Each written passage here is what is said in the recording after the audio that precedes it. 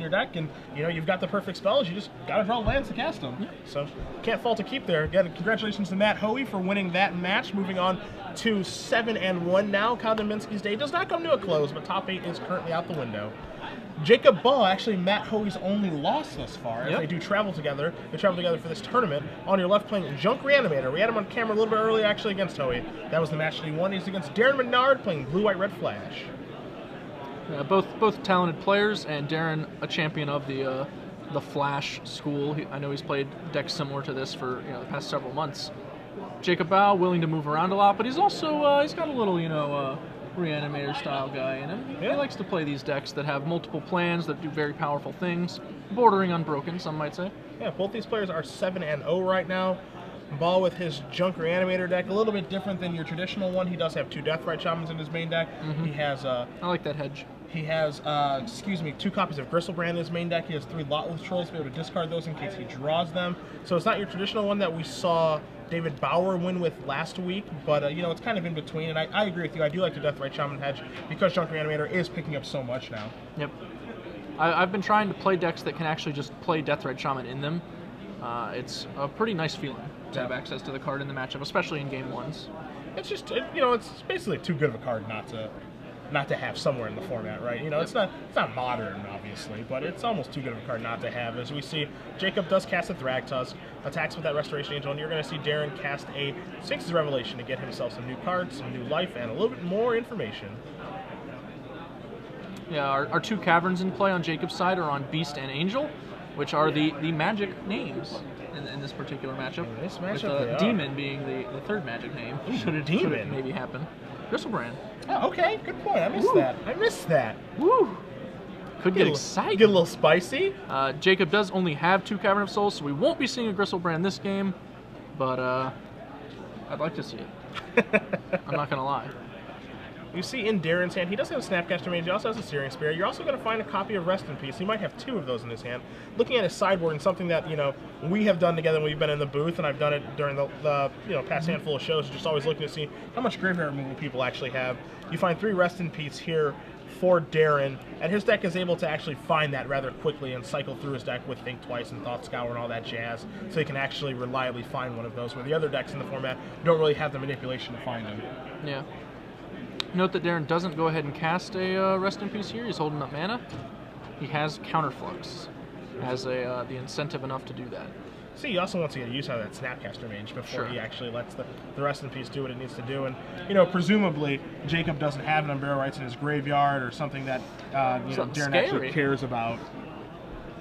You see in Jacob's hand that he does have a Thragtusk. He has an Unburial Rites, a Garrett Primal Hunter. I believe there's an Acidic Slime in there as well. His mana's a little bit wonky right now. Yeah, he cannot cast Acidic Slime or Garrett Primal Hunter. He is short 1 and 2 green respectively for those plays.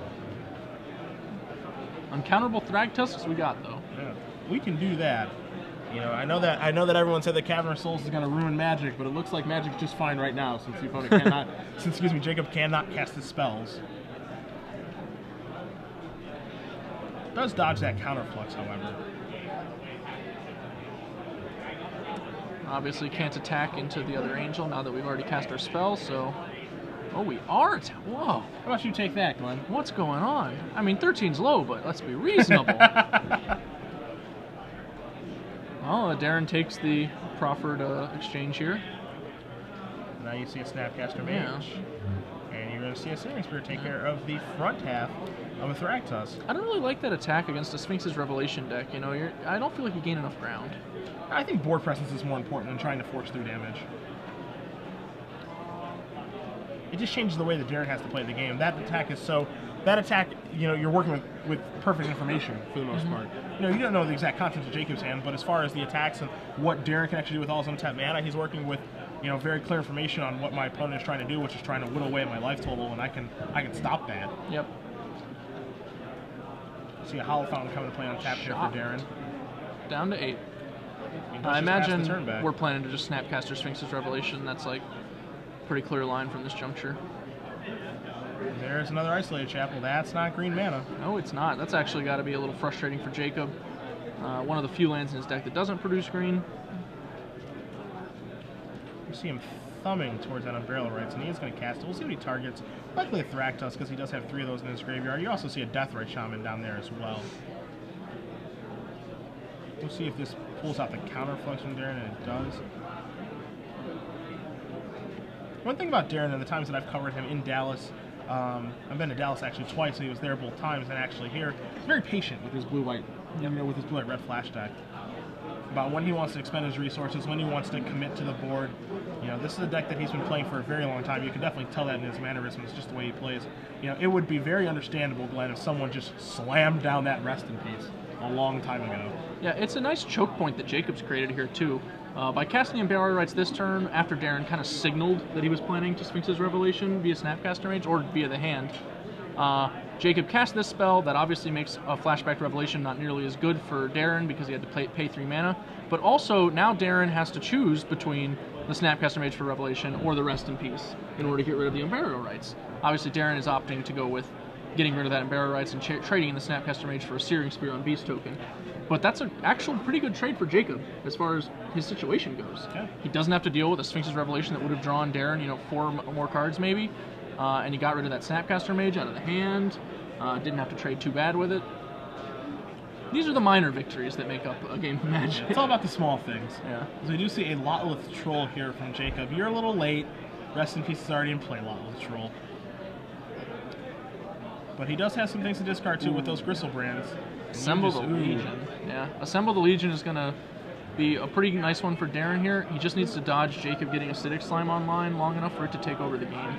This is a card that AJ and I have talked about quite a bit today on the broadcast. Just about, this card is interesting because it does have the ability to dominate a game state. It just takes a little while. But if you're able to create such a game state where this card can take over, there's no coming back from it. As you see, Jacob does draw a Deathrite Shaman, so a 1/2. Big time. Is that Sanctuary Cat? What the kids call it on the street? Sanctuary Cat is a mean man. Not quite as mean as Midnight Duelist, strictly superior. Oh, yes, the Midnight Duelist, yes. If you're implying that Midnight Duelist would be strictly better than Deathrite Shaman in this board state, then I think you might be accurate there. I implied nothing. Oh, You're okay. reading into my thoughts. Maybe that was all me. I wouldn't want to say that then if that wasn't something we thought was true. So now you're going to see Jacob discard those 2 Gristlebrands. He's decided it's time to move Battle past Grove. this.